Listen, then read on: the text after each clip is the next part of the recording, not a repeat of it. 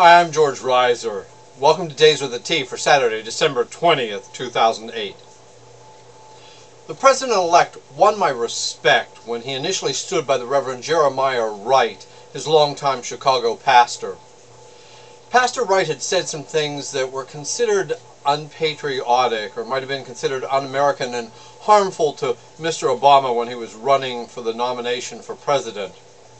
Initially, Senator Obama stood by Pastor Wright, and it seemed, I say it seemed because there wasn't a lot of evidence and we had to take both men at their words, it seemed like Senator Obama was willing to align with the outspoken pastor despite the myopic right-wing tirades and the knee-jerk reactions to Pastor Wright's positions and comments. I was particularly pleased because I concurred with the sentiments shared by Pastor Wright when he said that we, meaning the U.S., couldn't continue to be self-absorbed, mean-spirited, bigoted, and cruel and not expect the chickens to come home to roost.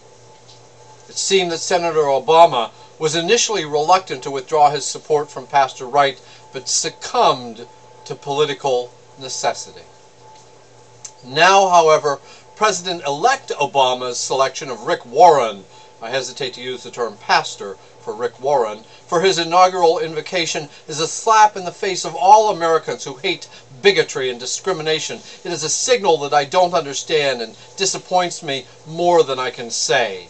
I am a pastor. I'm constantly disappointed and discouraged by the minions of American hubris masquerading as pastors who are willing to sell our American liberties and our Christian dignity for the bragging right to be religious.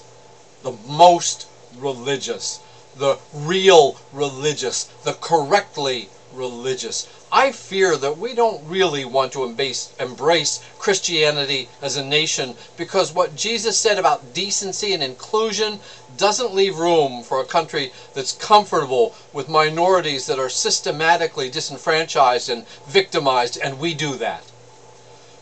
Christianity demands a higher calling and a loftier standard than we as Americans seem to be able to embrace.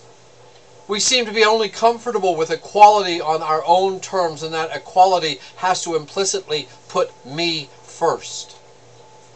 I fear that we don't want to embrace Christianity as a nation because what Jesus didn't say about sexuality and what Jesus didn't say about sexual orientation and identity don't jive with our American culture's ingrained biases and discrimination.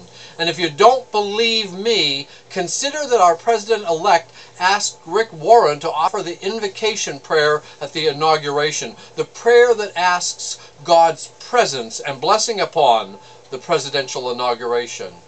If you don't believe that we have ingrained culturally approved biases and hatred, consider that our President-elect asked the prayer of blessing from a person who supported the legal systematic tyranny of the majority in pursuing a discrimination based on sexual orientation. Is that position wrong? Well, as recently as 30 years ago, that same marriage bias would have been applied, condoned by some Bible thumpers, but would have been a hatred based on race. We grew past that. Maybe matured. Who knows?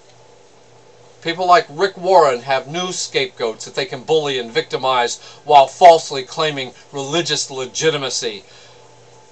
Maybe they have religious legitimacy, but don't call it Christianity or acceptance or decency, and don't call it American tolerance or inclusion. Shame on those peddling arrogant egoism as American pride. Shame on those building fences and destroying civil liberties in the name of religion. Shame on us as Americans for buying into mean-spirited bigotry and elitism. And shame on President-elect Obama for fostering that mindset with his tacit approval of Rick Warren's bigotry. I'm George Reiser, and this is Days with a T for Saturday, December 20th, 2008. I'll see you next time. Have yourself a great day.